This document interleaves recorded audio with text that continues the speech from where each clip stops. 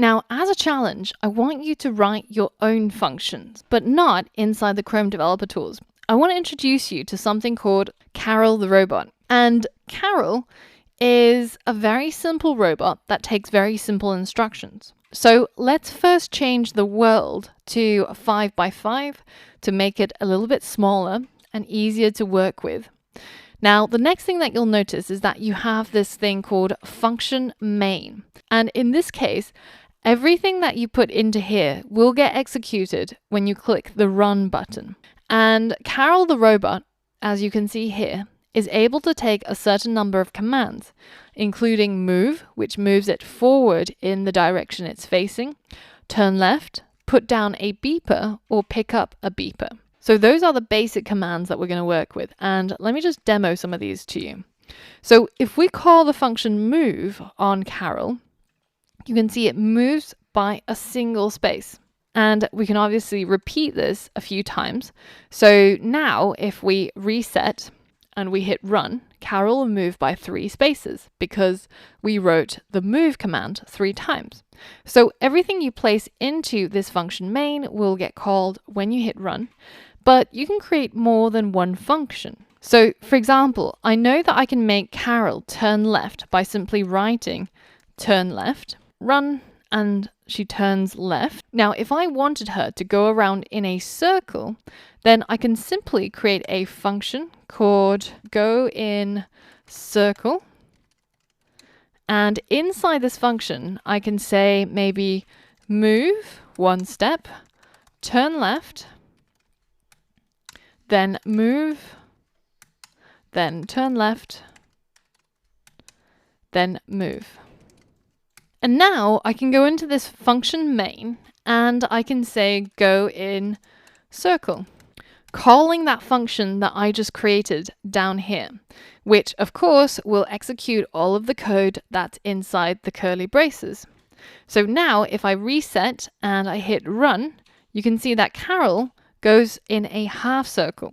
So if I want her all the way back to the beginning, then I can simply call this function again, making sure that I've spelt it exactly the same way as I did when I created that function. So now if I reset and hit run, you can see that it turns a full circle. And I can write as many of these as I like in order for Karel to run my code repeatedly. So as a challenge, I want you to write a little bit of code that moves Karel all the way to the right corner on a 5 by 5 world. So inside the resources of this lesson, you'll find a link to the Stanford Karel. So I want you to set the world to 5 by 5, delete what's currently inside function main, and to write some code that gets Karel from the bottom left corner to the top right corner, remembering that you can always take a look at the reference to see what commands Karel is able to use. So pause the video now and give that a go. Alright, so that shouldn't have been too difficult, and there's many ways of solving this challenge, so it doesn't matter which way you used as long as Karel ended up over here when you hit run. So one way of doing this would be getting Karel to go 1, 2, 3, 4 steps forwards, so that would be move 4 times, and then to turn left and then move 4 times again.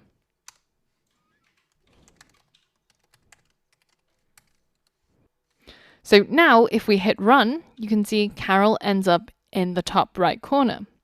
Now, some of you might have realized that move is repeated here. So you might have created a function that's called maybe move 4 times.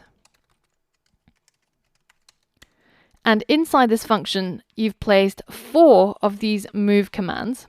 So now, instead of all this repeated code, you can say move 4 times here, and also move 4 times here. So this does exactly the same as we can see if we reset it, but it's now a little bit shorter and a little bit less repetitive. So using this principle of keeping your code dry, we can use functions to do that. It allows us to remove repetition into these modules of code, which makes our code shorter and allows us to identify problems if it does occur. So for example, if we accidentally written the code wrong and Karel only moved 3 steps each time, then we will know that we can identify the function that's meant to move 4 times and figure out what the problem was. So the next thing I want you to use is the command put beeper. So Karel is able to put down this thing called a beeper, which is kind of just like a square. And I want you to write some code that commands her to put down the beeper in a specific pattern. So the first, slightly easier challenge is, can you get her to put a diagonal line of beepers all the way from the bottom left corner to the top right corner? So that should be 5 beepers in total. And I want you to try and write your code in the least repetitive way possible using functions. So pause the video now and see if you can complete this challenge. Okay, so let's break down the problem.